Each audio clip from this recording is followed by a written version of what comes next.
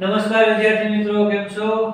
આપણે ધોરણ 6 ની અંદર વિષય ગણિતમાં અભ્યાસ કરીએ છીએ. એમાં ચેપ્ટર નંબર 12 નું ગુણોત્તર અને પ્રમાણ એનો સ્વાધ્યાય 12.3 ની શરૂઆત કરવાની છે.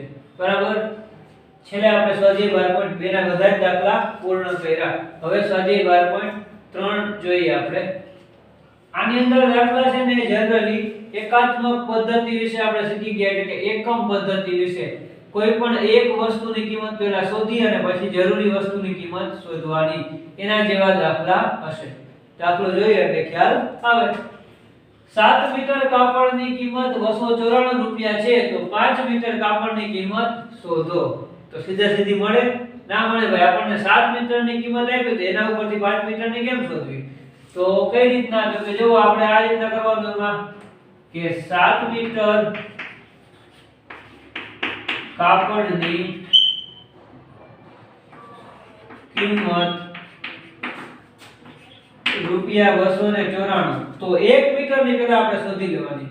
તો 1 મીટર કાપડની કિંમત કેટલી થાય? જો આ રીતના ત્રિરાશિ માંડવાની, પછી ચોકડી ગુણાકાર થાય તો બરાબર શું આવશે? 294 ગુણ્યા 1/7, એટલે કે 294 ભાગ્યા 7 કરવાના. શું જવાબ આવે? ભાગાકાર કરો એટલે 42 આવશે ભાઈ. બરાબર? રૂપિયા 42. 1 મીટર કાપડની કિંમત 42 થઈ, તો 5 મીટરની કેટલી થાય તે લખવાનું. 5 મીટર કાપડની કિંમત, જો આ આપણને 1 મીટરની મળી, હવે આપણને 1 મીટરની કિંમત મળી ગઈ. 1 મીટર કાપડની કિંમત 5 રૂપિયા હોય તો 2 મીટરની 10 રૂપિયા, 3 ની 15, એ રીતના. તો આપણે શું કર્યું પેલા ભાઈ કે 7 મીટર કાપડની કિંમત આપી હતી, એના ઉપરથી આપણે 1 મીટરની શોધી લીધી ત્રિરાશિ માંડીને. હવે એ 1 મીટરની છે ને એને કેટલા, એના ઉપરથી આપણે કેટલા મીટરની શોધશું? તો કે 5 મીટરની. તો એને 5 વડે ગુણી નાખો. 5 મીટર કાપડની કિંમત બરાબર રૂપિયા 42 ગુણ્યા 5, તો કેટલા આવશે? જોવો જોઈએ. રૂપિયા 210 રૂપિયા એની કિંમત થશે. બરાબર? એના પછી બીજો દાખલો જોવો. એકતા 10 દિવસમાં રૂપિયા 1500 કમાય છે, તો 30 દિવસમાં એ કેટલા રૂપિયા કમાય? બરાબર? તો પહેલા આપણે શું શોધવાનું? એકતા 1 દિવસમાં કેટલા કમાય ઈ. તો લખવાનું અહીંયા 10 દિવસની કમાણી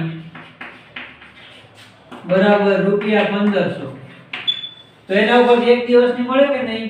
1 દિવસની કમાણી કેટલી થાય? ચોકડી ગુણાકાર કરો.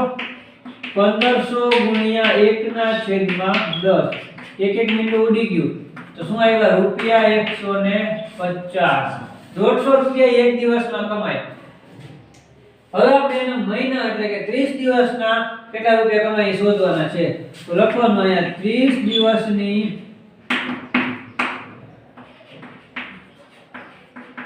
કમાણી બરાબર રૂપિયા 150 ગુણ્યા 30, 15 તેરી 45,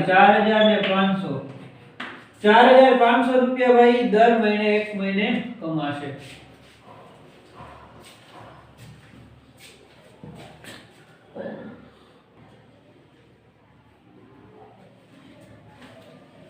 તો ભાઈ ક્વેશ્ચન નંબર 3 છે કે છેલ્લા 3 દિવસમાં 276 મિલીમીટર વરસાદ પડ્યો, તો 7 દિવસમાં કેટલો વરસાદ પડ્યો હશે? એટલે કે આખા અઠવાડિયા દરમિયાન. અને વરસાદ છે એ એક સરખા દરે પડે છે એવું ધારવાનું છે. એક સરખા દરે એટલે કે રોજનો વરસાદ છે ને એક સરખો જ પડે છે. ધારો કે આજે વરસાદ છે ઈ 5 મિલીમીટર પડ્યો તો કાલે 5 મિલીમીટર જ પડે છે. આખા અઠવાડિયા દરમિયાન વરસાદ છે એનો પડવાનો દર એક સરખો જ છે એવું આપણે ધારવાનું છે. તો પહેલા આપણને શું આપ્યું? 3 દિવસમાં પડતો વરસાદ બરાબર 276 મિલીમીટર. 3 દિવસમાં 276 પડે તો એક દિવસમાં કેટલો પડે? તો ઈ આપણે શોધવાનું છે. 83 માંડીએ એના માટે 276 ગુણ્યા 1 ના છેદમાં 3 કેટલા આવશે? 276 ભાગ્યા 3 કરવાના એટલે આવે 92 મિલીમીટર. 92 મિલીમીટર વરસાદ છે એક દિવસમાં પડે. તો આપણે 7 દિવસનો શોધવો છે. 7 દિવસમાં પડતો વરસાદ બરાબર 92 ગુણ્યા 7 644 મિલીમીટર. એટલે કે ભાઈ 7 દિવસમાં 644 મિલીમીટર વરસાદ પડે. બરાબર. હાલો એના પછી 5 કિગ્રા ઘઉંની જોશો પ્રશ્ન. 5 કિગ્રા ઘઉંની કિંમત 30.50 છે તો 8 કિલોગ્રામની કિંમત શોધો. એ અને બી 61 રૂપિયામાં કેટલા ઘઉં મળે? તો પહેલા આપણને 5 કિલોગ્રામની આપી છે એના ઉપરથી આપણે 1 ની શોધી લઈએ.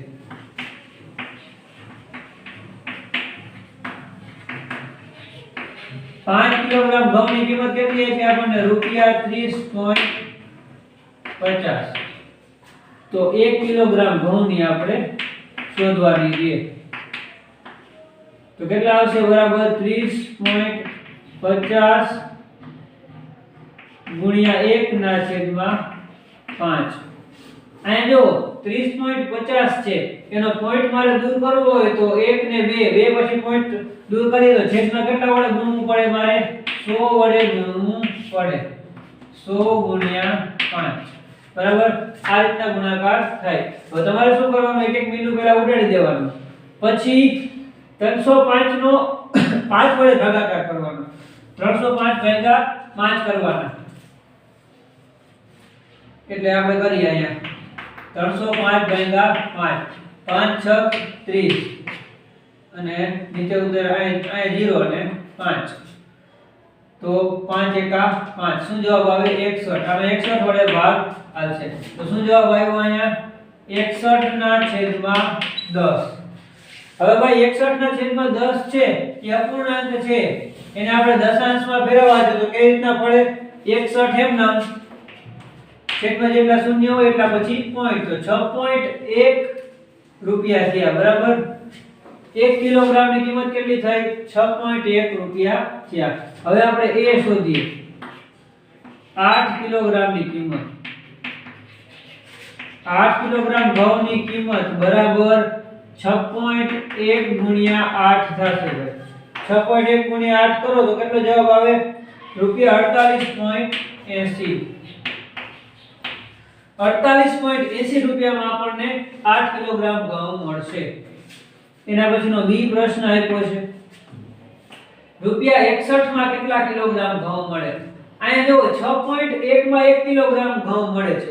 તો લખવાનું રૂપિયા 6.1 માં 1 કિગ્રા ઘઉં તો રૂપિયા 61 માં કેટલા? તો બરાબર શું આવે? 61 ગુણ્યા 1 ના છેદમાં 6.1 બરાબર. અહીંયા 6.1 છે એનો પોઈન્ટ દૂર કરી નાખું. 61 ના છેદમાં 61 તો ઉપર 1 પછી પોઈન્ટ છે એટલે 10 વડે ગુણાકાર થાય અને 61 ઉડી જાય તો કેટલા કિગ્રા ઘઉં મળે ભાઈ? 10 કિગ્રા ઘઉં મળે. કેટલામાં? તો કે 61 રૂપિયામાં 10 કિલોગ્રામ ઘઉં આપણને મળશે.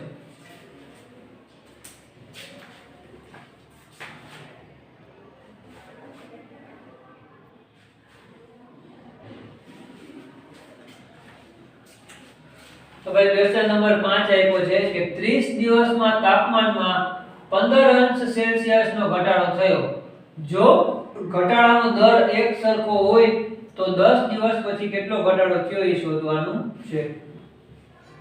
અહીંયા શું કહે છે કે 30 દિવસની અંદર તાપમાનમાં 15 અંશ સેલ્સિયસનો ઘટાડો થયો. આ અંશ સેલ્સિયસ છે એ શું છે તો કે તાપમાનનો એકમ છે. તાપમાન માપવાનો એકમ છે. ઠંડી અને ગરમી માપવાનો. બરાબર. 15 દિવસમાં 30 દિવસમાં 15 અંશ સેલ્સિયસનો ઘટાડો થાય તો 10 દિવસમાં આપણે શોધવાનો છે. અને ઘટાડાનો દર એક સરખો છે એટલે રોજ તાપમાનમાં ઘટાડો એક સરખો જ થાય છે. એવું નહીં કે આજ આટલો થયો તો કાલે એનાથી વધારે થયો. રોજ એક સરખો ઘટાડો થાય છે. તો આપણે એક દિવસનું શોધી લઈએ એટલે 10 દિવસનું મળી જાય. એટલે લખવાનું 30 દિવસમાં તાપમાનમાં ઘટાડો બરાબર 15 અંશ સેલ્સિયસ, તો એક દિવસમાં કેટલો થાય? તો કેટલા આવશે ભાઈ? 15 ગુણ્યા 1 ના છેદમાં 30, તો 15 દુ 30, એટલે 1 ના છેદમાં 2 અંશ સેલ્સિયસ આવે ભાઈ. તો હવે આપણે કેટલા દિવસનું શોધવાનું છે? 10 દિવસનું. તો 10 દિવસનો ઘટાડો બરાબર 1 ના છેદમાં 2 ગુણ્યા 10, 2 પંચા 10, તો કેટલા આવે? 5 અંશ સેલ્સિયસ બરાબર. એના પછી છઠ્ઠો દાખલો, રીના છે એ 3 મહિનાનું ભાડું 7500 રૂપિયા ચૂકવે છે. જો દર મહિને સરખું ભાડું લેતું હોય તો આખા વર્ષનું ભાડું શોધો. તો પહેલા આપણે શું કીધું? અહીંયા 3 મહિનાનું ભાડું.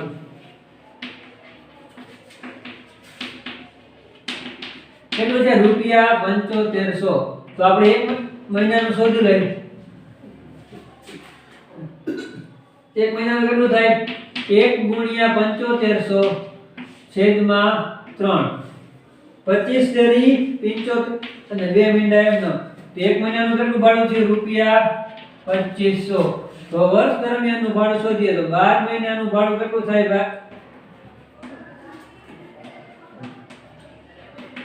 2500 ગુણ્યા 12 કરો જે કેટલા આવે? રૂપિયા 30000 બરાબર. 12 મહિનાનું ભાડું થાય 30000 રૂપિયા.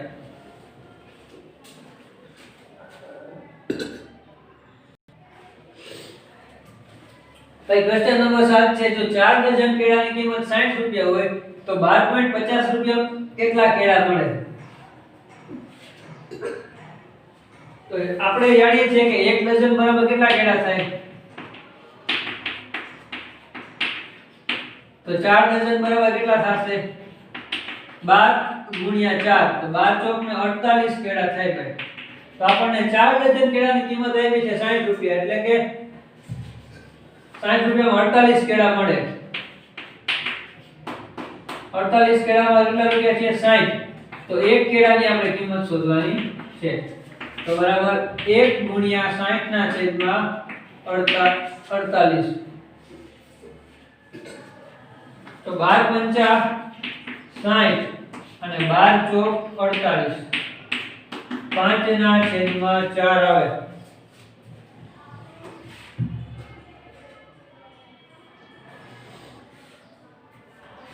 બરાબર. 5 ના છેદમાં 4 રૂપિયામાં એક કેળું મળે. તો આપણે 12.50 માં કેટલા મળે એ શોધવાનું છે. તો લખવાનું અહીંયા 12 રૂપિયા 5 ના છેદમાં 4 બરાબર એક કેળું, તો રૂપિયા 12.50 ના કેટલા? કેટલા આવશે ભાઈ? 12.50 ગુણ્યા 1 ના છેદમાં 5 ના છેદમાં 4 છે. એ છેદમાં આવશે. જો 5 ના છેદમાં 4 આયા, છેદનો છેદ હોય ને એ હંમેશા અંશમાં જાય. એ તમને ખબર હોવી જોઈએ. એટલે કે જો આ અપૂર્ણાંક સંખ્યા છે આખે આખાના છેદમાં આવી, તો એનો મતલબ શું થાય કે આમાં આનો છેદ થયો, આનો છેદ થયો. છેદનું છેદ હંમેશા અંશમાં આવે, એટલે 4 થી અંશમાં આવી જશે. અને આ 12.50 છે, તો એને મારે પોઈન્ટ દૂર કરવા માટે હું છેદમાં કેટલા લખીશ? જો અંશ પહેલા 4 અંશમાં લઈ લીધા એટલે છેદમાં કેટલા વધ્યા? 5 ગુણ્યા આના બે પોઈન્ટ દૂર કર્યા એટલે અહીંયા હું 100 લખી નાખું. સમજાયું ભાઈ? એક મિનિટ ઉડી ગયું. હવે 125 ભાગ્યા 4 5 કરવાના, તો 25 50 125, 25 ચોકું 100, 100 ના છેદમાં 10. એક બિંદુ ઉડી ગયું. 10 કેળા મળે ભાઈ. 12.50 માં કેટલા કેળા મળે? 10 કેળા મળશે. એના પછી 72 ચોપડીનું વજન 9 કિગ્રા હોય તો 40 ચોપડીનું કેટલું થાય? તો 72 ચોપડીનું વજન કેટલું છે? 9 કિગ્રા. તો એક ચોપડીનું કેટલું થાય? બરાબર 9 ગુણ્યા 1 ના છેદમાં 72, 8 નવા 72, 1 ના છેદમાં 8 કિગ્રા થાય. તો હવે આપણે કેટલી ચોપડીનું શોધવાનું છે? 40 નું. તો એક ચોપડીનું 1 ના છેદમાં 8, તો 40 નું કેટલું? તો 40 ગુણ્યા 1 ના છેદમાં 8,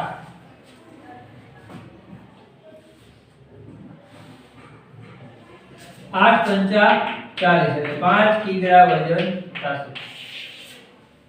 બરાબર. એના પછી આપણે ગણીએ.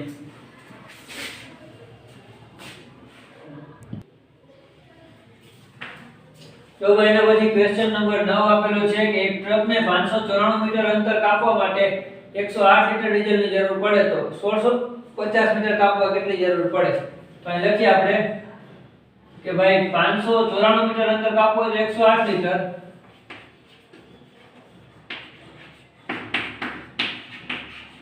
તો 1 મીટર અંતરનું કેટલું જોઈએ? તો બરાબર આવે 108 ના છેદમાં 594, 108 ના છેદમાં 594.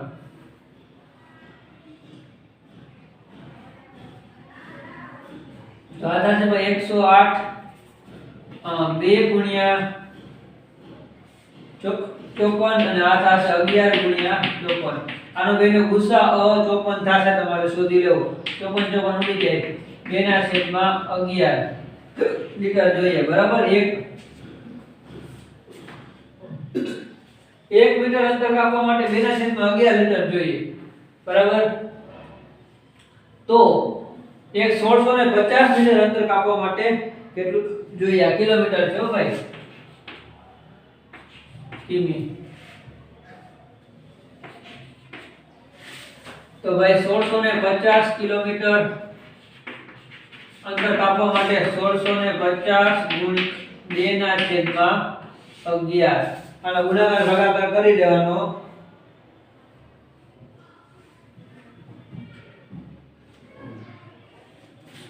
બરાબર 300 લિટર જવાબ આવે કે ભાઈ 1650 કિલોમીટર કાપવું હોય અંતર તો 300 લિટર છે ડીઝલ જોઈએ. એના પછી 10મો દાખલો. રાજુ 150 માં 10 પેન ખરીદે છે અને મનીષ 84 રૂપિયામાં 7 પેન ખરીદે છે. તો કોની ખરીદી સસ્તી? તો ભાઈ રાજુ માટે શોધીએ. પહેલા રાજુનું જોઈએ કે ભાઈ 150 માં 10 પેન,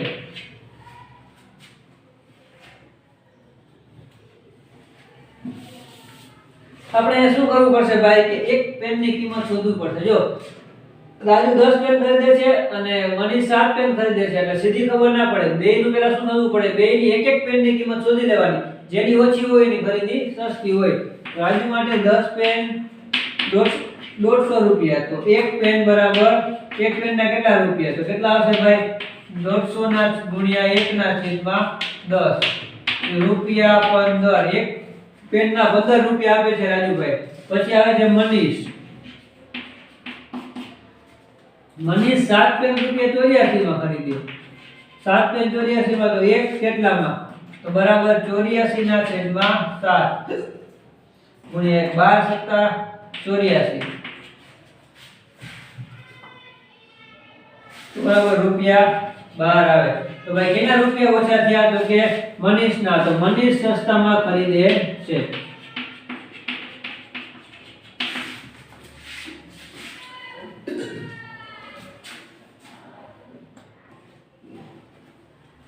હવે ક્વેશ્ચન નંબર 11 કે અનીશે 42 રન 6 ઓવરમાં બનાવ્યા અને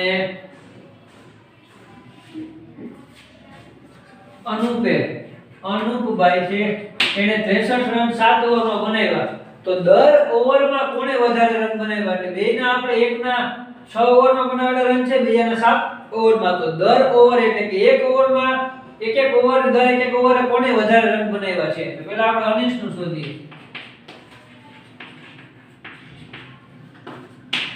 6 ઓવરમાં કેટલા છે ભાઈ એના? 42 રન. તો એક ઓવરમાં કેટલા થાય? બરાબર 1 ગુણ્યા 42 ના છેદમાં 6, 7 છક 42 એટલે 7 રન થયા ભાઈ. એના પછી આવ્યો અનુપભાઈ 63 7 ઓવરમાં 63 રન બનાવે છે. તો એક ઓવરમાં કેટલા 63 ગુણ્યા 1 ના છેદમાં 7 7 નવા 63 તો બરાબર 9 રન થયા. કોના રન વધારે થયા તો કે અનુપના વધારે રન થાય. બરાબર. તો આની સાથે જ આપણું ચેપ્ટર નંબર 12મું અહીંયા પૂરું થાય છે. અહીંયા સુધીના બધા દાખલા તમારે આખા ચેપ્ટર ના CW માં લખી લેવા.